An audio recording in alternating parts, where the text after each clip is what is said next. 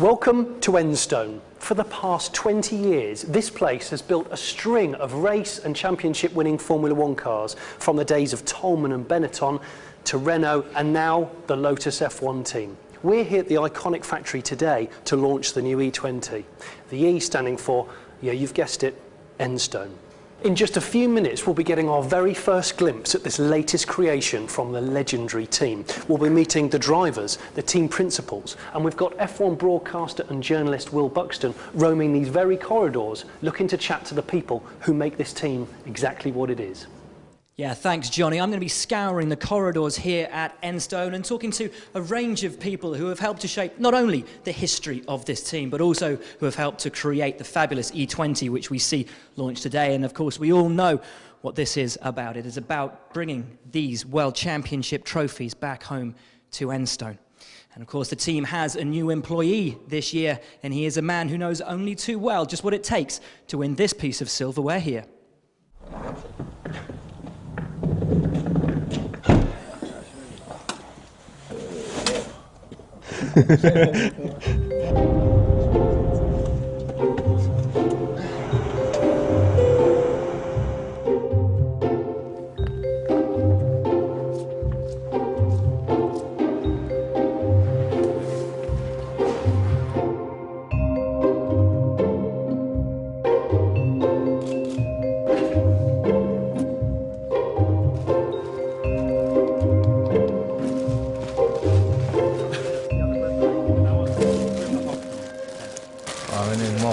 Yeah, I'm sure it'll come. Yeah.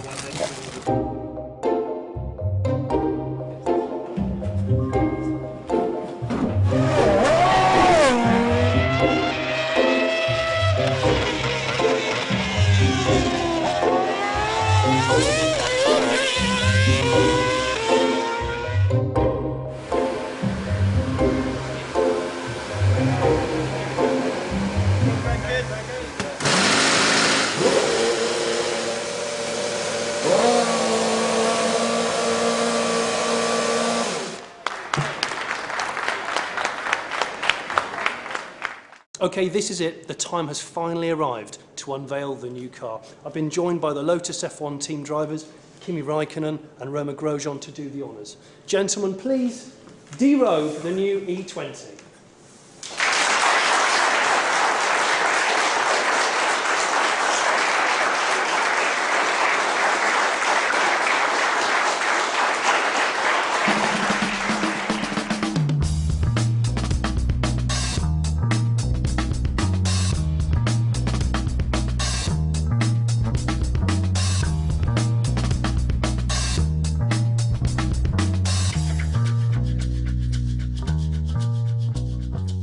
First things first, welcome back to F1. Thanks a lot. I think you've been missed. I don't know. I'm happy to be back, so that's the main thing. Now, you're on the grid this year as one of 6 F1 champions. You've seen that Michael Schumacher's come back as an ex-champion, and he's probably not having the time that he thought he would. Are you nervous about your comeback? Not really. I mean, it will be something slightly different than it used to be when I was in Formel 1 with a different team. A little bit different regulations, but everybody's different. Some people have more difficulties to get used to new stuff, and it depends a lot on the car also. If you have a good car, it makes your life much easier than if you have an average car. So I was pretty happy after the first test we did a few weeks ago, and it felt pretty normal already. So I think it will be okay, but before the first race, it's very difficult to say still, so we wait and see, but I'm happy so far how the things is going. You're part of a team with quite a rich history as well. Yeah, I think the people knows how to build a good car, and of course even the biggest teams cannot produce every year the winning car. So I mean they are very capable people, and they have a good feeling about the things, and they're pushing hard. So hopefully we get the good results, and the people get what they deserve. Kimi, it's been an absolute pleasure. All the best for the 2012 season. Yeah, thanks a lot. Thank you. Kimi Räikkönen. I've been joined here by Romain Grosjean. Now, although your teammate, Kimi, is an F1 world champion, you're a world champion yourself, but in GP2. So does that inspire you with confidence? Hopefully. No, I think last year, 2011, was a fantastic season for myself.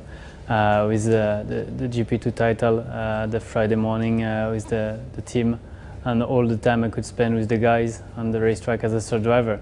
And I'm feeling quite good before the season. Very happy to be here for sure. I'm very proud to be chosen as one of the drivers.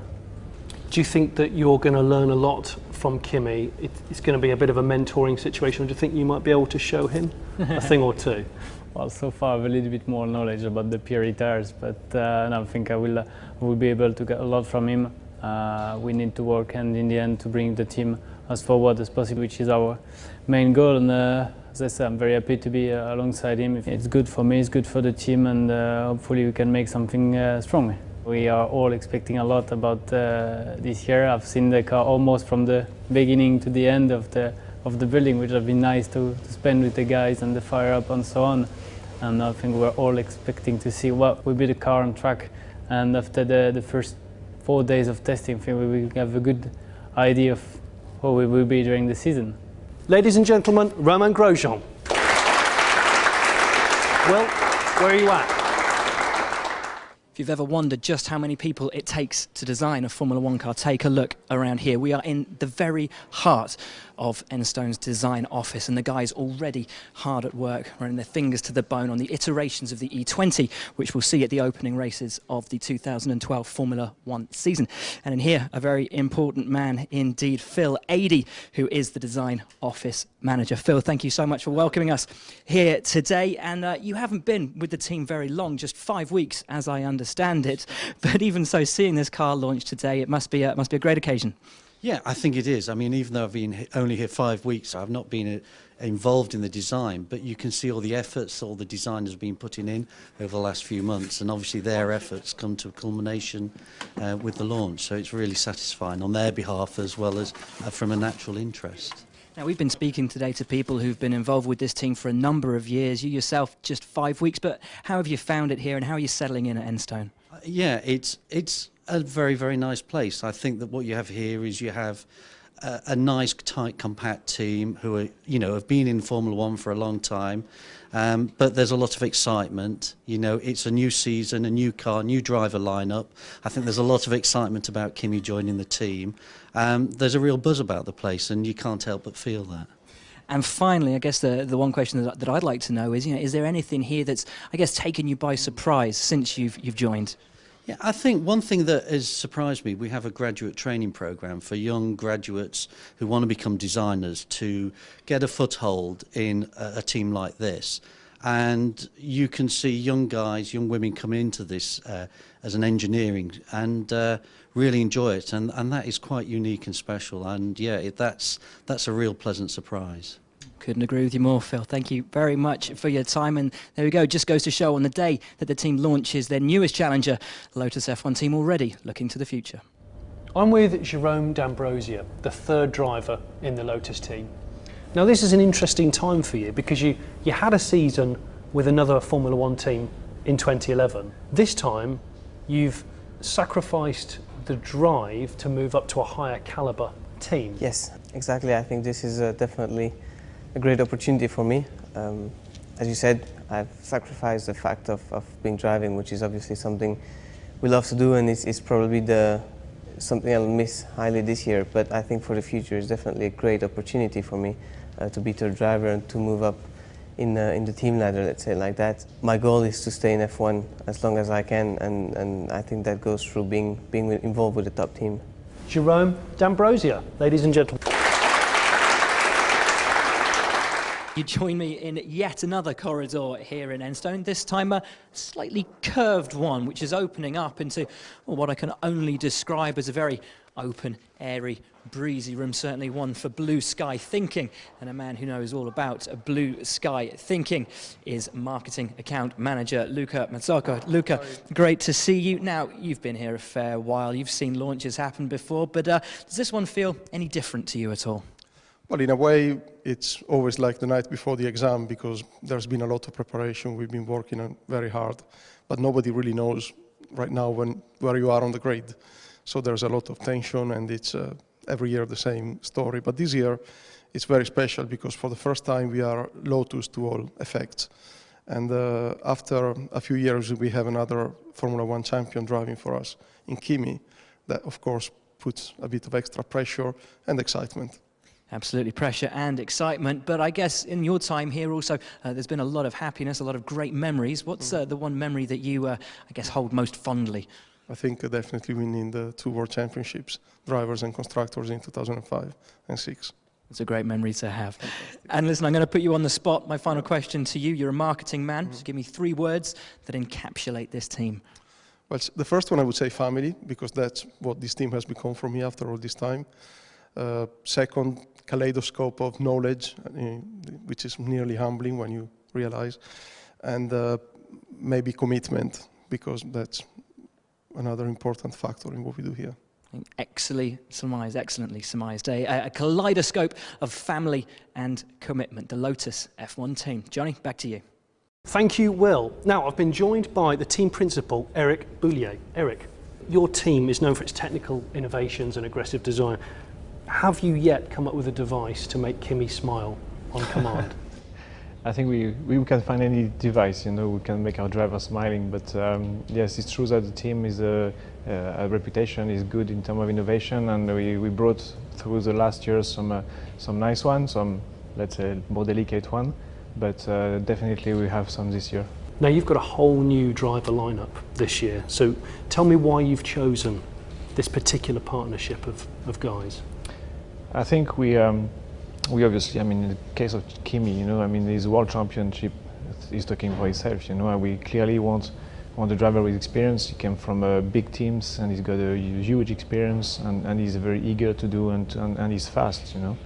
And for Romain, we want to nurture a young driver with great talent. He achieved a lot in the junior category, and we actually monitored him a lot, and we know what he's capable to do, and we just expect him to deliver as well.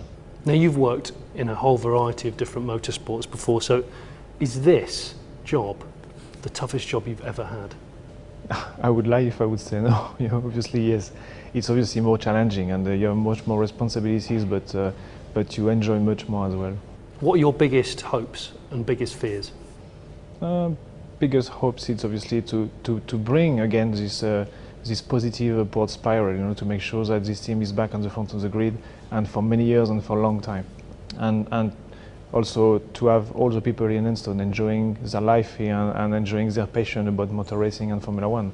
Obviously, the fear is that we can have anything wrong which you cannot expect or handle, and which would slow down this process. Eric, I wish you all the best for the season ahead. Thank you. Ladies and gentlemen, Eric Boulier. Right, Will, where are you? Thank you, Johnny. It may look like I am in, yes, another corridor here in Enstone, but I'm in fact on one of the Lotus F1 team's many race trucks, and I am joined by the team's spare parts travelling coordinator, Jenny Moore. Now, Jenny, you're responsible for not only the spare parts, but vast majority of the internals of the car. So without you, the E20 really doesn't get put together, does it? No, it doesn't. No, I'm in charge of the suspension and a lot of the mechanical parts that I can't really tell you anything more about, I'm afraid. Okay, I won't push you on that then. Obviously, the launch of the E20 today, it's a huge occasion for everyone here at Enstone. How does it make you feel to see that car launched to the world? Very proud, yes. We work very hard here all year round, all the designers and everybody in the machine shop and fabrication and alike and composites work really hard to make sure that we have the parts we need to build it. So to actually sort of see it going together, yes, it's very proud. And you travel with the team to all of the F1 races around the world. When the car rolls out for the first time in Melbourne, what's that going to feel like? I bet you're just sort of hoping it comes back in one piece. Yes, that's right. Very exciting. Yes, for me, if the car comes back in one piece, it does make my time there a lot easier. So it means that I don't have to order quite so many parts for the next race. So, but yes, it's very exciting to be there and to be on the grid at the first race. And yeah, you can feel the tension and things, so it's good fun. Yeah. Brilliant. Well, Jenny, thank you very much. And Johnny, I think we may well have found the most important person yet, because without Jenny, the car quite simply won't run. Nice work, Will, but I believe I've found someone equally important to Enstone. It's the technical director, James Allison. Now, this is your latest creation, of course, the E20. Formula One being what it is, the rule book changes nigh on every year, and you've got to keep up with it and make sure the car's legal. How does this car differ from the previous version? Well, it differs in thousands of ways, but if we're talking about just the rule changes, there are a number for 2012. But there are two particularly visually obvious rule changes which all the cars are going to feature and which will be very clear to any observer of the sport. The exhausts were in a different place last year, very different place on the Lotus. They were much further up the front side exit. So now the rule changes, you can't do that anymore, correct? No, last year all of the cars cottoned on to the fact that there was a lot of downforce to be extracted from using the energy that's available in the exhaust pipes. We ran a particularly novel system, as you say, where we exited our exhaust right up at the front of the car. But most people, they had a system that exited somewhere in front of the rear wheels. So as a sport, we decided that we would try to just calm things down a bit for the following season. And a new set of exhaust regulations was conceived where, instead of being allowed the freedom to blow that exhaust at the underside of the car, we're constrained now to exit the exhaust in a part of the car where it's much harder to generate downforce.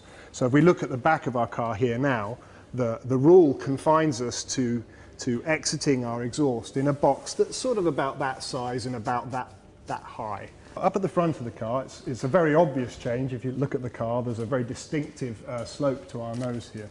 The reason for this is that if you look at the development of Formula One cars over the preceding few years, you'll gradually notice that the height of the nose was coming up and up and up.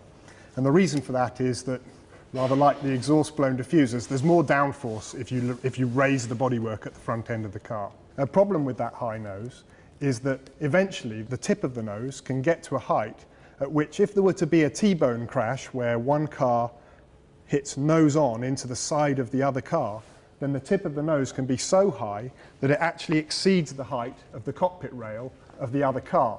And clearly that's a very poor situation because you don't want the driver's head having a nose slamming into it from the side. No. And so for this year, we agreed that the tips of the noses all had to be lowered a considerable amount. But the rule itself doesn't require the entire front of the car to be lower. It only requires the tip of the nose back to about here to be lowered so that that can't go above the cockpit rail. James, thank you ever so much. Right, Mr. Buxton, your last chance to find an Enstone legend. Yeah, thanks, Johnny. You join me down here in Fabrication, which is the beating heart of the Lotus F1 team. And I'm going to introduce you to a man named Chris Martin. Now, I know what you're thinking. What is the lead singer of Coldplay doing here at Enstone? It isn't, in fact, him. It is, however, the longest standing member of staff. Chris, just how long have you been here and how many changes have you seen at the team over those years? 31 years I've been here in April. And it's just got bigger and bigger as the years have gone on. We started off with about 45 people. And there it's up to 500 and something. So. Huge, huge changes, but of course today sees the launch of the E20, named for Enstone. So many of the parts on that car, of course, put together by you boys down here in Fabrication. Must be a huge feeling of pride seeing it all come together. It is, yes. It's, we always, every year we do the same sort of thing, but it's always a good feeling at this time of year when we see the car launched and ready for the track. Now, 31 years, of course, it's a huge amount of time to be employed at one team. But what is it about being here at Enstone and with this team that's kept you here for as long? Must be something pretty special. It is. I mean, it's a good bunch of lads. We're all very skillful, and I've never had any reason to leave. It's always been a good place to work. Nice and clean environment and good. Chris, thanks very much. Johnny, back to you. I have here the man that oversees the entire operation. It's Lotus F1 team chairman, Gerard Lopez. You've put a world champion in one of your cars. Now that's a bold statement. What are your hopes, firstly, for 2012? I think the hopes are to be able to get one season together in the way we were already expecting last year. That is to have a strong car, strong drivers, of which one of them is obviously a next world champion. And then, to bring the car up to the front of the pack, probably trying to aim for fourth as a reasonable goal for this season. We're obviously, quite proud this year to count the Unilever group with the two brands Rexona and Clear on the car. We're also extremely proud that finally, the Lotus name is a clear concept for everybody in Formula One now. Gerard Lopez. Thanks to Gerard and all the team here at Enstone. Please check the Lotus F1 website for pictures and more details. That's it. Goodbye from us. Here's the new E20. Goodbye.